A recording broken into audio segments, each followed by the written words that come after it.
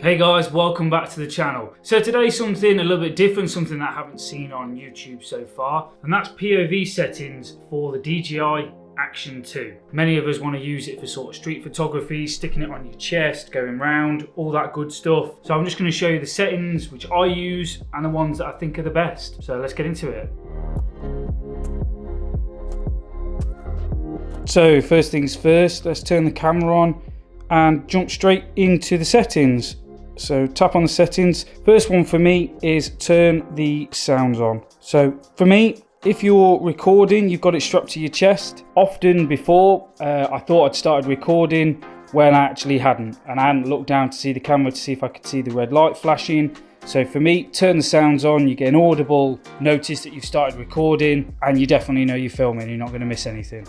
So from there, again, swipe down, we'll go into the settings, turn on Pro mode. So just up there in the top left hand corner, you'll know it's turned on when it's lit up orange. So back from there, let's talk about frame rates and resolutions. So for me, always shooting in 4K, we'll go with 16:9 purely because it's the widest, and if we need to edit it, we can crop. For me, 24 frames per second, but depending on whether you want to slow it down or whatever, you can always scroll to 50 or even 60 if you want to potentially slow it down later. But for me, it's 4K 24. And then for stabilization, I often move between rock steady and steady. To be honest, I think 9 times out of 10, I probably use steady. It's the new algorithm, I guess, which is supposed to be as stable as rock steady, but not have any of the distortion. So it's I think it's a narrower field of view actually. So it also saves battery and also helps towards the overheating issues.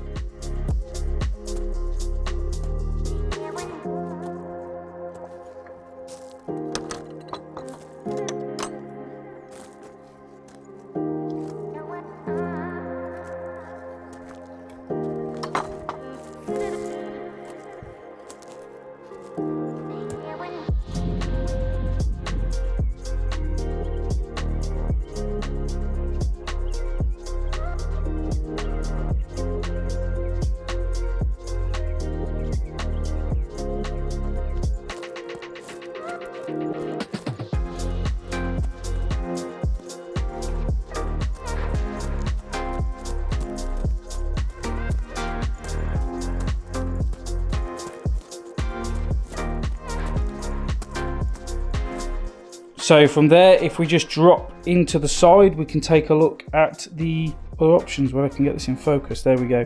So let's tap exposures. Now for me, I just use this on an auto setting, mainly because if you're walking around streets, etc., when you turn corners, you can get different lighting situations, shadows, cloud cover, etc. can change. If you're shooting this on manual, 9 times out of 10, or chances are, you're going to be under or overexposed. So for me, I generally leave it on 0 exposure value, but often or sometimes I might knock it down purely because when you do that, the shutter speed will actually increase if you need it to, and I can correct that sort of in post.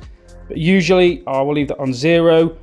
And then an important one for me is ISO. I set that to 100 to 1600, purely because the higher ISO you go, the more grainy your footage. And if you've watched my lens cleaning video, you'll see how grainy that footage is, because I think it filmed it at around 3,000 or 4,000. So I did used to have it set at 100 to 3200, but I've since dropped that to 1 to 1600 just to, just to give it the best chance really. And then white balance, I leave that on auto. Colors, I shoot flat, so I shoot in D-Cine-like.